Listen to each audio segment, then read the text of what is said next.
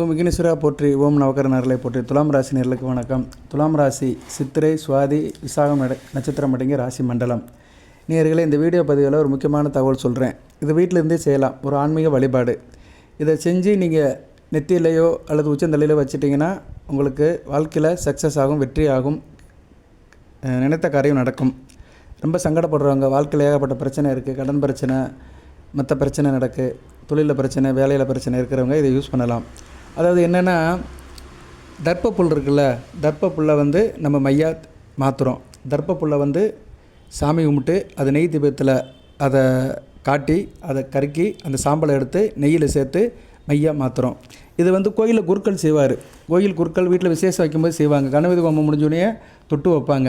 சரியா, பெரிய பெரிய யாகசாலையில் போனோம்னா இதை தொட்டு வைப்பாங்க. கருப்பு கலரில் ஒரு மை மாதிரி நமக்கு தலையில் வைப்பாங்க, இல்லை நெத்தியில் வைப்பாங்க. அந்த மையை நம்ம வீட்டில் செய்கிறோம். நமக்காக நம்ம வீட்டில் உள்ள தெய்வத்தை கும்பிட்டு செய்கிறோம். இது பிறர் மூலிமா செய்யக்கூடாது, நமக்காக தான் செய்யணும். அப்போ தான் இதில் மாபெரும் சக்தி இருக்குது. அது பலிதமாகும்னா என்ன, அனுகூலமாக இருக்கும். சரியா நேரில் இதை வந்து நம்ம நல்ல விஷயத்துக்கு தான் பயன்படுத்தணும், பிறருக்கு கெட்ட விஷயத்துக்கு பயன்படுத்தக்கூடாது. நம்ம நல்ல விஷயத்துக்கு. இப்போ நம்ம வீட்டில் சில காரியங்கள் தடங்களாக இருக்குது, சில காரியங்கள் நடக்க மாட்டேங்குது, சில பிரச்சனைகள் இருக்குது. அதுக்கு வந்து இதை யூஸ் பண்ணிக்கலாம். ஒரு விஷயமாக வெளியே போகிறோம், நல்ல காரியமாக போகிறோம், அந்நேரம் இதை யூஸ் பண்ணிக்கலாம். சரியா நேரில் அதை பற்றி தான் இந்த வீடியோவில் பேச போகிறேன். துலாம் ராசி நேயர்களுக்குன்னு சில வழிபாடு நெறிமுறைகள் இருக்குது. அந்த வழிபாடு நெறிமுறைகள் படி நீங்கள் ஆன்மீக வழிபாடு செஞ்சு ஒரு பூஜை பண்ணி இதை தயார் பண்ணலாம். வீட்டில் நீங்கள் தான் தயார் பண்ணணும். பிறர் வச்சு இதை நீங்கள் செய்யக்கூடாது, பிறர்கிட்டையும் வாங்கக்கூடாது. எப்படி சார் அப்படின்னு பார்த்தோம்னா, இந்த தர்ப்பப்புல் ஒரு முக்கியமான புல். தர்ப்பப்புல்லை எல்லோரும் பார்த்துருப்பாங்க. சில பேர் தர்ப்பப்புல்னால் தெரியாமல் இருக்குது. இப்போ உள்ள ஜெனரேஷனுக்குலாம் தெரியல. தர்ப்பப்புல்னால் அருகம்புல்லாம் கேட்குறாங்க. அருகம்புல்லுங்கிறது வேறு, அது வந்து விநாயகருக்கு சாத்துறது. அது வந்து நம்ம தோட்டத்துலலாம் இருக்கும். சரியா, வயல்வெளியில் தோட்டத்துலலாம் அருகம்புல் இருக்கும். எல்லா இடத்துலையும் காமனாக பார்க்கலாம். தர்ப்பப்புல் வந்து முக்கியமான இடத்துல தான் இருக்கும். தர்ப்பை காடு, இது வந்து கோரப்புல் மாதிரி நீளமாக இருக்கும். தென்னங்கீச்சி தென்னை மர கீச்சி இருக்குல்ல, அந்த இது இருக்குல்ல, அது மாதிரி இருக்கும். அது நல்லா சொன்னோம்னா கோரப்புல் பாய் மாதிரி இது வந்து நீளமாக வளர்ந்துருக்கும். தர்ப்பப்புல் வந்து ஒரு ஆன்மீக சக்தி உள்ளது, அமானுஷ சக்தி உள்ளது, தெய்வ சக்தி உள்ளது. தெய்வ காரியங்களுக்கு இதை வந்து பயன்படுத்துகிறாங்க. இது ஒரு அக்னி கர்ப்பம். தர்ப்பப்புல் வந்து அக்னி கர்ப்பம், வெப்பமயமானது, சூட்டை தாங்கும். அதுபோக மத சடங்குகள், கணபதி ஹோமம், வீட்டில் எந்த சடங்குகள் இருந்தாலும் சரி, நல்லது கெட்டது எல்லா காரியத்துக்குமே தர்ப்பப்புல்லை வந்து அந்த புரோகிதர்கள், கோயில் குருக்கள் வந்து அதை பயன்படுத்துவாங்க. அதுபோல் இது வந்து வெளிப்புற தீய சக்தியில் தடுக்கும். இப்போ தர்ப்பப்புல்லை வந்து நீங்கள் இந்த மை செஞ்சீங்கன்னா, அந்த மையை தொட்டு நீங்கள் நெத்திலையோ உச்சந்தலையிலோ வச்சிங்கன்னா வெளிப்புற தீய சக்தி, உங்களுக்கு ஆகாதவங்க செஞ்ச தீய சக்தி, உங்களுக்கு போட்டியாளர்கள், பொறாமப்பட்டவர்கள், உங்களுக்கு ஆகாதவர்கள் செஞ்ச ஏதோ ஒரு சில தீய சக்தி வந்து உங்களை அண்டாது. உங்களை பார்த்து பெருமூச்சு பட்டிருப்பாங்க, கண்ணீரல் பட்டிருப்பாங்க, உங்களை பார்த்து பொறாமப்பட்டிருப்பாங்க, இல்லைன்னா உங்களுக்கு ஆகாத சில காரியங்களை செஞ்சுருப்பாங்க. இப்போ நிறைய சொல்கிறோம்ல, பிளாக் மேஜிக்கெல்லாம் சொல்கிறோம்ல, பில்லி சூனியம், இப்படி சில பேருக்கு அதில் நம்பிக்கை இருக்கும். யாரையும் எனக்கு சிலது செஞ்சுட்டான், அதனால தான் நான் அப்படி இருக்கிறேன் அப்படின்னு சில பேர் சொல்வதை நம்ம கேட்டிருக்கோம். அப்படிப்பட்ட விஷயங்கள் இருந்தாலுமே அதை வந்து தவிர்த்துரும். அதை வந்து என்ன செய்யணும்னா, அந்த சக்தியை அடிச்சிடும். சரியா, அதை வெல்றதுக்கு இந்த மயில சக்தி இருக்குது. ஸோ இப்படி நமக்கு ஆகாத தீய சக்தி எதுவுமே நம்மக்கிட்ட அண்டாமல் இது செய்யும். ஸோ இது பல வகையில் வந்து நமக்கு பயன்படுத்தப்படுகிறது.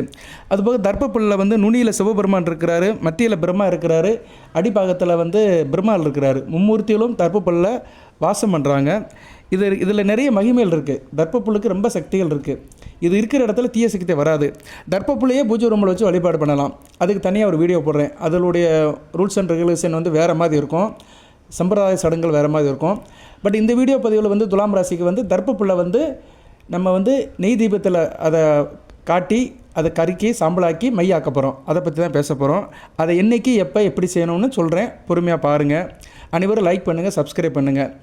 இது வந்து ஒரு வழிபாடு தான். சரியா, வழிபாட்டின் மூலம் செய்கிற ஒரு செயலாக்கம். நம்ம வீட்டில் நம்மளாக செய்கிற மாதிரி தான். சரியா நேர்களே, அதனால் இதை வந்து யாரும் பெருசாக அதை எடுத்துக்காதீங்க. ஆனால் இதை செய்கிறதுனால எதுவும் சைடு எஃபெக்ட் கிடையாது, பாதிப்பு எதுவும் கிடையாது. சரியா, ஒரு சாதாரண ஒரு முறை தான். நம்ம வீட்டில் நம்ம பூஜை பண்ணி சில காரியம் பண்ணுறோம்ல, அதே மாதிரி தான். வீட்டில் இப்படி பத்தி பொருத்தி சாம்பிராணி பூவை பொருத்தி நம்ம சாமி கும்பிட்ற மாதிரி தான் இதையும் செய்கிறோம். நம்ம வீட்டில் பூஜைக்கு வச்ச பூவை எடுத்து நம்ம தலைக்கு வைக்கிறோம். சரியா, கோயிலில் கொடுக்குற பூவை எடுத்து தலைக்கு வைக்கிறோம். பெண்கள்லாம் வாங்கி தலையில் வச்சுக்கிடுவாங்க. அது மாதிரி தான் இது. சரியா, நம்ம வீட்டிலே ஒரு சில காரியத்தை செய்கிறோம். இதனால் எந்த தோஷமோ வேறு ஏதோ வந்துடும் யாரும் பயப்பட வேண்டிய அவசியம் இல்லை. சரியா நேர்களே, விருப்பப்படுறவங்க செய்யலாம். அது மனம் வந்து ஒத்து போகணும். மனம் ஒவ்வொரு மேலே எந்த காரியமும் செய்யக்கூடாது. மனம் ஒத்து போனால் தான் எல்லாமே சரிப்படும். ஏன்னா மனம் தான் சந்திரன், மனோகாரகன். இப்போ உங்கள் ராசியில் சந்திரன் இருக்கிறாரு, அந்த சந்திரன் உங்களுக்கு நல்லபடியாக வேலை செய்யணும்னா உங்கள் மனசு ஒத்து போனால் தான் அந்த சந்திரனே வேலை செய்வார், இல்லைன்னா செய்ய மாட்டார். மனம் போல் மாங்கல்யம்னு இருக்கான், மனமே சர்வமும் என்றிருக்கான். மனம் தான் சர்வம், எல்லாத்துக்கும் காரணமே மனம்தான். ரைட்டு, ஒரு மனசை அதை செஞ்சீங்கன்னா திருவருள் கிடைக்கும், குருவருள் கிடைக்கும். இப்போ இந்த தர்ப்ப புல் எப்போவுமே வெப்பமாக தான் இருக்கும். ஈரப்புல்லாக இருந்தாலும் சரி, காஞ்ச புல்லாக இருந்தாலும் சரி, இது வெப்பத்தோட தாக்கம் அதிகமாக இருக்கும். நம்ம இந்த பூஜைக்கு காஞ்ச புல்லை தான் எடுத்துக்கணும். ஒரு 3 புல் எடுத்துகிட்டு வந்துட்டால் போதும். அதுபோக இந்த தர்ப்ப புல்லுக்கு கூடுதலாக என்ன சக்தி இருக்குன்னா, எக்ஸ்ரே கதிர்களெல்லாம் தடுக்கும். எக்ஸ்ரேங்கிறது என்ன, நம்ம எக்ஸ்ரே எடுக்கிறோம் பார்த்தீங்கன்னா, ஆஸ்பத்திரியில் எடுக்க சொல்லுவாங்க. அதில் ஒரு ரேஸ் வரும், அதான் எக்ஸ்ரே. அதில் சொல்லுவாங்க சிலர் அகஊதா கதிர்கள், புற ஊதா கதிர்கள், அதுபோக மற்ற கிரகத்திலிருந்து வருகின்ற கதிர்கள். இப்போ கிரகணம் நடக்கும்போதெல்லாம் தர்ப்ப புல்லை சாப்பாட்டு மேலே போடுவோம். சந்திர கிரகணம், சூரிய கிரகணம் நடக்கும்போதெல்லாம் தர்ப்ப புல்லை நம்ம சாப்பாட்டு பொருட்கள், உணவுப் பொருட்கள் மேலே நம்ம போடுவோம். தட்டை போட்டு மூடி அதுக்கு மேலே தர்ப்ப புல்லை போடுவோம். எதுக்குன்னா அந்த கிரகணத்துலேருந்து வர கதிர்வீச்சுக்கள் அந்த சாப்பாட்டு பொருளை பாதிக்காமல் இருக்கும். அது பட்டுருச்சுன்னா அந்த உணவு விஷமாயிரும், அதில் சில இது சேர்ந்துடும். அதை நம்ம சாப்பிட்டோம்னா உடம்புக்கு ஒத்து போகாமல் போயிடும். அதனால தான் கிரகணம் நடக்கும்போது, இப்போ தமிழ்நாட்டில் கிரகணம் தெரியுது, சந்திர கிரகணமும் சூரிய கிரகணம் நடக்கும்போது நம்ம தர்ப்ப புல்லை உணவுப் பொருட்கள் மேலாம் போடுறோம். ஸோ இதில் சொல்ல வேண்டிய விஷயம் என்னென்னா, தர்ப்ப புல்லுக்கு கதிர்வீச்சை தாங்குகிற சக்தி இருக்குது. இப்படி நிறைய சொல்லிட்டு போகலாம். அதுபோக தர்ப்ப புல் விஷ முறிவு உள்ளது. தர்ப்ப புல் காட்டுக்கிட்ட பாம்புலாம் வராது, விஷ ஜந்துக்கள் வராது. சரியா, தர்ப்ப புல்கிட்ட பாம்பு அண்டாது, விஷ பாம்புகள் எதுவுமே அண்டாது. இப்படி நிறைய ஒரு சக்தி, மகத்துவம், மகிமைகள் நிறைஞ்சதான் தர்ப்ப புல். அந்த புல்லை தான் இப்போ நான் செய்ய போகிறோம். இப்போ துலாம் ராசிக்கு தர்ப்ப புல் எத்தனை புல் எடுத்துக்கலாம் சார் அப்படின்னோம்னா, இப்போ நீங்கள் உங்கள் ராசிக்கு நீங்கள் 8 புல் எடுத்துக்கலாம். சரியா, 8 புல் எடுத்துக்கிறது நல்ல விதமாக பார்க்கப்படுகிறது. 8 புல் 9 இன்ச்சு நீளத்துக்கு எடுத்துக்கணும். அதாவது தர்ப்ப புல் ஒரு 4-5 வாங்கிட்டு வந்துடணும். இது நாட்டு மருந்து கடையில் தான் கிடைக்கும். நிறைய பேருக்கு தர்ப்ப புல் எங்கே கிடைக்கும்னு தெரிய மாட்டேங்கி. நாட்டு மருந்து கடையில் கிடைக்கும். நாட்டு மருந்து கடையில் போய் தர்ப்ப புல் கேட்டால் கொடுப்பாங்க. ஒரு 4 குச்சி வாங்கிட்டு வாங்க, நீளமாக இருக்கும். சரியா, ஒரு குச்சி 3 அடி நீளத்தில் இருக்கும், பார்த்து வாங்கிட்டு வாங்க. வீட்டில் அதை ஒடிச்சிருங்க. அடிஸ்கேல் அளங்க, 23 சென்டிமீட்டர், 23 சென்டிமீட்டர், கிட்டத்தட்ட 9 இன்ச்சு இருக்கும். 9 இன்ச்சுங்கிறது 9 கிரகங்களுக்கு உள்ளது. ஸோ 9 இன்ச்சு நீளத்துக்கு அதை ஒடிச்சு 8 பீஸாக வச்சுக்கோங்க.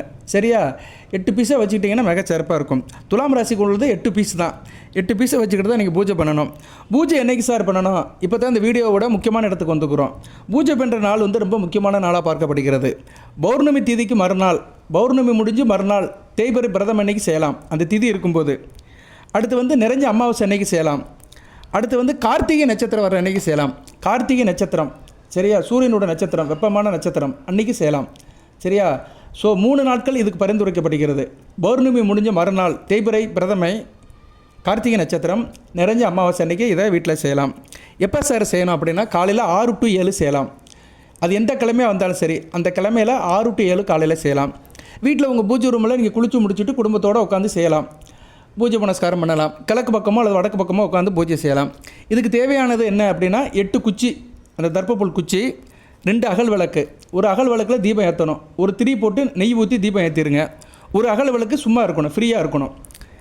இப்போ நீங்கள் பூஜை புனஸ்காரம் பண்ணுறீங்க, வீட்டில் இருக்கிற உங்கள் பூஜை ரூமை சுத்தம் பண்ணி சாமி படத்துக்கு பூக்கள் போட்டு, மற்றபடி நீங்கள் வழக்கமாக என்ன செய்வீங்களோ உங்கள் முறைப்படி செய்யுங்க. உங்கள் வீட்டில் எப்படி செய்வீங்களோ அதுபடி செய்யுங்க. தேவையில்லாமல் எக்ஸ்ட்ராலாம் நிறைய அலங்காரமெல்லாம் படுத்த வேண்டியதில்லை. உங்கள் சக்திக்கு ஏற்ற மாதிரி எப்படி நீங்கள் பூஜை புனஸ்காரம் பண்ணுவீங்களோ அதே மாதிரி வீட்டில் பண்ணுங்கள். பஞ்சபாத்திரத்தில் தீர்த்த வைங்க. அதுபோக நெய்வேத்தியத்துக்கு பால் அல்லது நாட்டு சக்கரை வச்சுக்கோங்க. இது மாதிரி காரியம் பண்ணும்போது கண்டிப்பாக பஞ்சபாத்திரத்தில் தீர்த்தம் இருக்கணும், நெய்வேத்தியம் ஏதோ இருக்கணும். பால் அல்லது நாட்டு சக்கரை வச்சுக்கலாம். வச்சுட்டு நீங்கள் நெய் விளக்கு, அந்த அகல் விளக்கில் நெய் தீபத்தை போடுங்க. அகல் விளக்குங்கிறது என்ன, கிளியாஞ்சட்டி தான், மண் சட்டி தான். அதில் தீபத்தை போடுங்க, சாமியை கும்பிடுங்க, உங்கள் கோரிக்கை சொல்லுங்கள், பிரார்த்தனையை சொல்லுங்கள். எல்லாம் முடிஞ்ச பின்னாடி என்ன செய்கிறீங்கன்னா, அந்த 8 குச்சியை பிடிச்சிக்கிறீங்க. 8 குச்சியை எடுத்து அந்த நெய் தீபத்தில் காட்டுறீங்க. தீ பிடிச்சிரும். பத்தி பிடிச்ச மாதிரி தான். பத்தி எப்படி நம்ம வீடு முழுக்க காட்டுறோமோ அதுமாதிரி அதை பிடிச்சி என்ன பண்ணுறீங்கன்னா, அதை அப்படியே வச்சுருங்க. அப்படியே அந்த எரியும். அது சரியாக எரிஞ்சு சாம்பல் வரும். அதை ஒரு தட்டில் வச்சுருங்க. சரியா, நெய் தீபத்தில் பிடிச்சி அதை ஒரு தட்டில் வச்சுட்டிங்கன்னா அந்த தட்டிலேயே எரிஞ்சு அது சாம்பல் தட்டிலே கலெக்ட் ஆயிரும். அது பித்தளை தட்டாக இருந்தால் பரவாயில்ல. பித்தளை தட்டு, இல்லைன்னா கண்ணாடி தட்டு, இல்லைன்னா கண்ணாடி பவுல், இல்லைன்னா தாமரைத்தட்டு, வெங்கலத்தட்டு, இது மாதிரி இருக்கணும். எவர் ஒரு தட்டு வேண்டாம். சரியா, அதனால் நீங்கள் மேக்ஸிமம் கண்ணாடி தட்டிலே வைக்கலாம் நீங்கள். சரியா நேர்களே, அதை ஒன்றும் செய்யாது. என்ன, பத்தி எரிஞ்சு சாம்பல் விழுதலை வீட்டில் நம்ம பத்தி பொருத்தும் போது பத்தி எரிஞ்சு சாம்பல் விழுகிற மாதிரி தான் அந்த தர்ப்பப்புல் எரிஞ்சு அந்த சாம்பல் விழுவோம். கொஞ்சம் போல் தான் கிடைக்கும். அந்த சாம்பல் கொஞ்சம் போல் தான் கிடைக்கும். அதை அப்படியே கொஞ்சம் கலெக்ட் பண்ணுங்கள். அந்த சூடு ஆறின பின்னாடி அப்படியே கலெக்ட் பண்ணுங்கள். கலெக்ட் பண்ணி எடுத்து இன்னொரு அகல் விளக்கில் போடணும். ஒரு சட்டி ஃப்ரீயாக இருக்குது பார்த்தீங்களா, 2வது சட்டி அந்த சட்டியில் போட்டுருங்க. கொஞ்சம் போல தான் இருக்கும், கொஞ்சம் மூக்குப்பிடி அளவுக்கு கொஞ்சம் போல தான் அந்த சட்டியில் ஒட்டிக்கிட்டு இருக்கும். இப்போ என்ன பண்ணுறீங்கன்னா, தீபம் எரியுதில், ஒரு அகல் விளக்கு தீபம் எரியுதில், அந்த அகல் விளக்கை தொட்டு கும்பிட்டுட்டு அதில் உள்ள நெய்யை எடுத்து இதில் கொஞ்சம் ஊற்றணும். எப்படி ஊற்றணும்னா, சின்ன கரண்டி மூலமாக ஊற்றணும். நீங்கள் விரலை வச்சிங்கன்னா வச்சுங்களேன், சூடும், அந்த விளக்கு சூடும். அதனால் நீங்கள் விரலை வைக்க வேண்டாம், சின்ன கரண்டி மூலயமா அதுலேருந்து ஒரு சொட்டு அல்லது 2 சொட்டு ஊற்றணும். ஊற்றிட்டிங்கன்னா அது கரெக்டாக இருக்கும். அந்த சாம்பலுக்கும் இந்த நெய் 2 சொட்டு நெய்க்கும் கரெக்டாக அந்த காம்பினேஷன் கரெக்டாக இருக்கும். இப்போ என்ன பண்ணுறீங்கன்னா, ஒரு 2 நிமிஷம் பொறுத்து இதை வந்து ஆண் பெண் யார் வேணாலும் செய்யலாம். 12 வயதுக்கு மேற்பட்டவர்களை தான் செய்யணும். அதையும் சொல்லிட்டேன் நான். வீடியோ முழுமையாக கேளுங்க. சில பேர் வீடியோ முழுமையாக கேட்காம உடனே சந்தேகம் பண்ணி ஃபோன் பண்ணி கேட்குறாங்க. வீடியோ முழுமையாக கேளுங்க, புரியலைன்னா திருப்பி கேளுங்க. ஆண் பெண் இருபாலர் யார் வேணாலும் செய்யலாம், 12 வயசுக்கு மேற்பட்டவங்க தான் செய்யணும். இப்போ என்ன பண்ணுறீங்கன்னா, நெய்யை அதில் ஊற்றிட்டீங்க, 2 சொட்டு ஊற்றிட்டீங்க. உங்களுடைய வலது கையில் ஆட்காட்டி விரல் இருக்குல்ல, அது குருவுடைய ஆதிக்கம் உள்ள விரல். அதை வந்து இண்டெக்ஸ் ஃபிங்கர் அப்படிமோ நம்ம இங்கிலீஷில். அந்த ஆள்காட்டி விரலால் அதை அப்படியே மிக்ஸ் பண்ணுங்கள். சரியா? மிக்ஸ் பண்ணிட்டீங்கன்னா அது மை வந்துடும். சாம்பல் கலர்லையோ இல்லைன்னா கருப்பு கலர்லையோ ஒரு ஃபார்மில் வரும். அதை மிக்ஸ் பண்ணிவிட்டு அப்படியே விட்டுருங்க. கையில் ஒட்டியிருக்கும், கொஞ்சம் ஒட்டியிருக்கும், அதை எடுத்து உங்கள் நெத்திலையோ உச்சந்தலையில வச்சுக்கலாம், இல்லைன்னா மற்றவங்களுக்கு நீங்கள் வைக்கலாம். சரியா நேர்களே? இதுதான் முறை, ப்ரொசீஜர். இதை வந்து நீங்கள் வந்து அந்த மை தீர்ந்த பின்னாடி எப்போ வேணாலும் செஞ்சுக்கலாம். மை தீரத்தரை செஞ்சுக்கிட்டே இருக்கலாம். ஆனால் செய்கிற நாட்கள் வந்து அது முக்கியமான நாட்கள் தான். பௌர்ணமி முடிஞ்ச மறுநாள், தேய்பிறை பிரதமை, கார்த்திகை நட்சத்திரம் வர்ற அன்னைக்கு அல்லது நிறைஞ்ச அமாவாசை அன்னைக்கு இதை செய்யலாம். இது வந்து உங்களோட சௌரியம் தான். விருப்பம் இருக்கிறவங்க செஞ்சிங்கன்னா வினைகள்லாம் தீர்க்கும், நல்ல விதமாக பார்க்கப்படுகிறது. இந்த மையை வந்து என்ன பண்ணணும் அப்படின்னா, நீங்கள் ஒரு காரியத்துக்கு போகிறீங்க, ஒரு விஷயமாக போகிறீங்க, ஒரு நல்ல காரியமாக போகிறீங்க, ஒரு விஷயமாக பேசி முடிக்கணும் அப்படின்னு போகிறீங்கன்னா இதை எடுத்து நீங்கள் நெத்தியில் வச்சுக்கலாம், இல்லைன்னா உச்சந்தலையில் வச்சுக்கலாம். உச்சந்தலையில் வச்சுக்கிறது நல்லது, ஏன்னா மற்றவங்களுக்கு தெரியாது, நமக்கு மட்டும் தான் தெரியும். அதுவும் உச்சந்தலைங்கிறது ரொம்ப முக்கியமானது. ஒரு மனிதனுக்கு ரத்த ஓட்டங்குது உச்சங்காலில் இருந்து உச்சந்தலை வரைக்கும் தான் போகும். உச்சந்தலை தான் நமக்கு வந்து எண்டு பாயிண்ட். தலையில் வந்து ஆரம்பிக்கிறது உச்சந்தலை தான். ஆனால் உச்சந்தலையில் வச்சுட்டிங்கன்னா மிகச்சிறப்பாக பார்க்கப்படுகிறது. சில பேர் நெத்தியில் வைப்பாங்க, அது உங்கள் விருப்பம் தான். நெத்தியில் வச்சா பிறருக்கு தெரியும். உச்சந்தலையில் வச்சுட்டிங்கன்னா உங்களுக்கு மட்டும்தான் தெரியும், வேறு யாருக்கும் தெரியாது. அதனால் உச்சந்தலையில் தொட்டு வச்சு போயிட்டிங்கன்னா காரியம் கை கொடுக்கும். ஆனால் அது நல்ல காரியமாக தான் இருக்கணும். பிறரை கெடுக்கணும், பிறர் சொத்தை அபகரிக்கணும், பிற பெண்களை கவரணும், கெட்ட எண்ணத்துக்காக செய்யக்கூடாது. கெட்ட எண்ணத்துக்காக செஞ்சீங்கன்னா அந்த கெடு உங்களுக்கே வந்துடும். கெடுவான் கேடு நினைப்பான், வினை விதைத்தவன் வினைய இருப்பான், தினை விதைத்தவன் தினைய இருப்பான் என்கிற பழமொழிக்கு மாதிரி நல்ல காரியத்துக்கு பயன்படுத்தணும். நியாயம் தர்மம் உங்கள் பக்கம் இருக்குது, அதுக்காக நீங்கள் பயன்படுத்திங்கன்னா கண்டிப்பாக அந்த தர்மம் வந்து தலையாக்கும், அந்த நியாயம் வந்து உங்களை காப்பாற்றும். சரியா? அந்த தர்ம தேவதையோட அருள் இருக்கும். இந்த அஷ்டதிக் பாலர்களும் அஷ்டமா சித்திகளும் நவகிரகங்களும் திசை மன்னர்களும் உங்களுக்கு உதவி பண்ணுவாங்க. நீங்கள் அக்கிரமான காலத்துக்கு இதை யூஸ் பண்ணிங்கன்னா அவங்க உதவி பண்ண மாட்டாங்க. இந்த பிரபஞ்சம் வந்து நல்லவங்களுக்கு தான் உதவி பண்ணும். சில நேரம் கெட்டவங்க வந்து நல்லவங்க மாதிரி இருப்பாங்க, அவன் பக்கம் அதிர்ஷ்ட கட்டு அடிக்கிற மாதிரி இருக்கும். ஆனால் எல்லாம் புரட்டுப்பட்ட மாதிரி சில நேரத்தில் மாறிடும். நம்ம நிறைய பார்க்குறோம், நடைமுறையில் நிறைய பார்க்குறோம். சரியா? அதனால் உதாரணமாக சொல்ல வேண்டிய அவசியம் இல்லை. தர்மம் என்றைக்குமே ஜெயிக்கும். சரியா? தர்மமே ஜெயிக்கும், வாய்மையே வெல்லும். அது மாதிரி தர்மம் என்றைக்கும் ஜெயிக்கும். அதனால் நியாய தர்ம நீதி இது மாதிரி காரியங்களுக்கு நீங்கள் இதை யூஸ் பண்ணிக்கலாம். மற்ற அதர்மமான காரியங்களுக்கு யூஸ் பண்ணிங்கன்னா அந்த பலன் நம்மளை சேராது. ஏன்னா இது நம்ம வீட்டிலே நம்ம பூஜை பண்ணி செய்கிறோம், நம்ம குடும்பம் சார்ந்து செய்கிறோம். அதனால் நம்ம குடும்பம் நல்லா இருக்கணும்னா நம்ம இது நல்ல விஷயத்துக்கு தான் பயன்படுத்தணும். இதை வந்து நீங்கள் வந்து நெத்தியில் எடுத்து உச்சந்தலையில் எடுத்து வைக்கும்போது கிழக்கு பக்கம் நின்று எடுத்து வைக்கணும். சரியா? கிழக்கு பக்கம் நின்றுட்டு ஓம் நமசிவாய நமக அப்படின்னு சொல்லிட்டு நெத்தியில் உச்சந்தலையில் வச்சிங்கன்னா மிகச்சிறப்பு. எப்பேற்பட்ட ஆளாக இருந்தாலும் உங்கள் காலையில் விழுவான், எப்பேற்பட்ட கொம்பனாக இருந்தாலும் உங்கள் பேச்சை கேட்பான். சரியா? அதாவது நியாயம் உங்கள் பக்கம் இருக்குது. ஒருத்தன் உங்களை எதுக்குறான், அவன் பெரிய தைரியசாலியாக இருக்கிறான், அவங்ககிட்ட ஆள் பலம் பணபலம் படைப்பலம் இருக்குது, ஆனால் நியாயம் உங்கள்கிட்ட தான் இருக்குது. அப்பேற்பட்டவனை மடக்கணும்னா இதை செஞ்சீங்கன்னா அவன் எப்பேற்பட்ட கும்பனாக இருந்தாலும் உங்கள் காலடியில் விழுவான். அந்த காரியம் வந்து உங்களுக்கு சாதகமாக முடியும், சக்ஸஸாக முடியும், வெற்றியை கொடுக்கும். இது ஒரு சின்ன வாழ்வியல் வழிபாடு தான், பரிகாரம்லாம் சொல்ல முடியாது. ஒரு தாந்திரிய வழிபாடு செயல்பாடு தான். சரியா? நமக்கு நாமே செய்கிறோம், நம்ம வீட்டிலேயே நம்ம செஞ்சு இதை வந்து யூஸ் பண்ணிக்கிறோம். ஓகே நேயர்களே, இந்த வீடியோவில் இதை தவிர சொல்கிறதுக்கு வேறு ஒன்றும் விசேஷம் இல்லை, எல்லாத்தையும் சொல்லியிருக்கிறேன். உங்களுக்கு எதுவும் சந்தேகம் இருந்துச்சுன்னா கமெண்ட் பாக்ஸில் கேளுங்க. ஃபோன் பண்ணியெல்லாம் கேட்காதீங்க, நான் எல்லா நேரம் ஃபோனில் இன்ட்ராக்ட் பண்ண முடியாது. நான் வேறு பாடு ஜோலியில் இருப்பேன். சரியா? எனக்கு வேலைகள் நிறையா இருக்குது, நான் வேறு வேலையில் இருப்பேன், உங்கள்கிட்ட டக்குன்னு கமிட் ஆக முடியாது. அதனால் கமெண்ட் பாக்ஸில் கேட்டிங்கன்னா உங்கள் சந்தேகத்தை தீர்ப்பேன். அதுபோல் உங்களோட தனிப்பட்ட சந்தேகங்கள் எதனாச்சும் இருந்தாலும் நீங்கள் கேட்கலாம். வேத ஜோதிடத்தின்படி உங்கள் குடும்பத்தில் கஷ்டம் இந்த ராசி லக்கணம் தசாபுத்தி வேறு எந்த சந்தேகங்கள் எதாக இருந்தாலுமே கமெண்ட் பாக்ஸில் கேளுங்க, கண்டிப்பாக நான் பதில் சொல்லுவேன். நிறைய பேருக்கு சொல்லிட்டு தான் இருக்கிறேன், ரேண்டமாக சொல்லிட்டு தான் இருக்கிறேன். எல்லாருக்கும் சொல்கிறேன்னா அப்படி சொல்ல முடியாது. உங்கள் கேள்வி என் கண்ணில் படணும், அதுக்கு ஒரு நேரம் வரணும். சரியா? இங்கே எல்லாமே நேரம் தாங்க.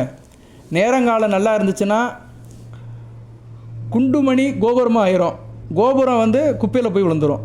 நேரங்காலம் தான் முக்கியம். அதை தான் அதிர்ஷ்டம் சொல்கிறாங்க. சரியா? என்னதான் ஒரு மனிதனுக்கு அதிர்ஷ்டம் திறமை எது இருந்தாலுமே அவனுக்கு அந்த வாய்ப்பு அதிர்ஷ்டம் இருந்தால் தான் மேலே தூக்கி வைக்கும். சரியா? அதை வந்து அது என்றைக்கும் மாறாது. இன்றைக்கி நாட்டில் நிறைய மாக்குறோம். தமிழ்நாட்டிலுடைய நிலைமையே நிறைய மாறிடுது. அரசாங்கத்தில் என்னென்னமோ நடக்குது. தினமும் ஒரு பல்ட்டி அடிக்கிறாங்க, அங்கே இருக்கிறவன் இங்கே போகிறான், இங்கே இருக்கிற அங்கே போகிறான், எவ்வளவோ நடக்குது. சரியா? சூதுவாதுகள் நிறைய நடக்குது, சதுரங்க வெட்டைகள் நிறைய நடக்குது. எதுக்கு சொல்ல வரேன்னா, நிரந்தரமாக இங்கே யாரும் ஜெயிக்கிறவனும் கிடையாது, நிரந்தரமாக யாரும் தோக்கிறவனும் கிடையாது. நிலை மாறிக்கிட்டே தான் இருக்கும். நிலை மாறும் உலகில் நிலைக்கும் என்ற கனவில் வாழும் மனித ஜாதி அதில் வாழ்வதில்லை நீதி. அதனால் நம்ம வந்து நியாய தர்மத்துக்கு கட்டுப்பட்டு சில நல்ல காரியம் பண்ணோம்னா அந்த தர்ம தேவதையோட அருள் நமக்கு பரிபூர்ணமாக நினைக்கும், நம்ம பக்கம் இருக்கும். ஓகே நேயர்களே, இதை செஞ்சு பாருங்கள். இதை வந்து பெண்கள் வீட்டில் விளக்கமாக இருந்தால் அன்றைக்கி செய்யக்கூடாது. பெண்கள் தூரமாக இருக்கிறாங்க அப்படின்னா அன்றைக்கி செய்ய வேண்டாம். அதுபோக எதுவும் துக்க நிகழ்ச்சிகள் நடந்திருக்கு, நம்ம வீடு பக்கம் பக்கத்தில் எதுவும் நடந்திருக்கு அப்படின்னா அன்றைக்கி செய்ய வேண்டாம், தவிர்த்துடணும். சரியா? இதெல்லாம் எல்லாத்துக்கும் தெரியும். அது மாதிரி காலகட்டத்தில் தவிர்த்துருங்க. அதெல்லாம் விசேஷம் முடிஞ்ச பிறகு செஞ்சுக்கலாம். சரியா? வீட்டில் பொண்ணு சடங்காயிருச்சு, அந்நேரம் தவிர்த்துடணும். தீட்டு அப்படிம்பாங்க. தீட்டு இருக்குன்னா செய்யக்கூடாது. வீட்டில் தீட்டு இருக்குது, அது எந்த தீட்டாக இருந்தாலும் சரி செய்யக்கூடாது. குழந்தை பிறந்தாலும் தீட்டு அப்படிம்பாங்க. அதை வந்து ஐயர் வச்சு பேர் வச்சு புண்ணியான மண்ண தான் செய்யணும். ஸோ இது மாதிரி தீட்டு சம்மந்தப்பட்ட காரியங்கள் வீடு சொந்த பந்தத்தில் நடந்துருச்சுன்னா அன்றைக்கி செய்யக்கூடாது. அதில் கொஞ்சம் கவனமாக இருக்கணும். சரியா? இதில் அது ஒன்று தான் முக்கியமான பாயிண்ட்டு கவனிக்க வேண்டியது. மற்றதெல்லாம் வேறு ஒன்றும் கிடையாது, நார்மலாக உள்ளதான். நீங்கள் உங்களுக்காக ஒரு காரியத்தை செஞ்சு நல்வழிப்படுறீங்க. நம்பிக்கை இருக்கிறவங்க செய்யுங்க, எல்லோரும் செய்யணும்னு நான் சொல்ல மாட்டேன். இதை வந்து திணிக்கலை நான். விருப்பம் இருக்கிறவங்க செய்யுங்க. எப்படி நம்ம ஒரு மனசாக கோயிலுக்கு போகிறோமோ சாமியை நம்பி, அது மாதிரி ஒரு மனசாக வீட்டில் தெய்வத்தை நம்பி இந்த காரியத்தை செய்கிறோம், நமக்கு நல்வழிப்பட போகிறோம். வாழ்த்துக்கள். எல்லாம் வல்ல இறைவன் துலாம் ராசி நேயர்களுக்கு விசாகம் சுவாதி சித்திரை நட்சத்திர நேயர்களுக்கு சில சௌபாகியத்தையும் சில ஐஸ்வர்யத்தையும் சில நன்மையிலும் கொடுப்பார். அடுத்த வளங்கள் நலங்களை பெற்று தேக ஆரோக்கியத்துடன் தீர்க்காயலுடன் நீடியோடி வாழ்க்கை நிறைந்த வளம் பெறுக. நன்றி நேயர்களே.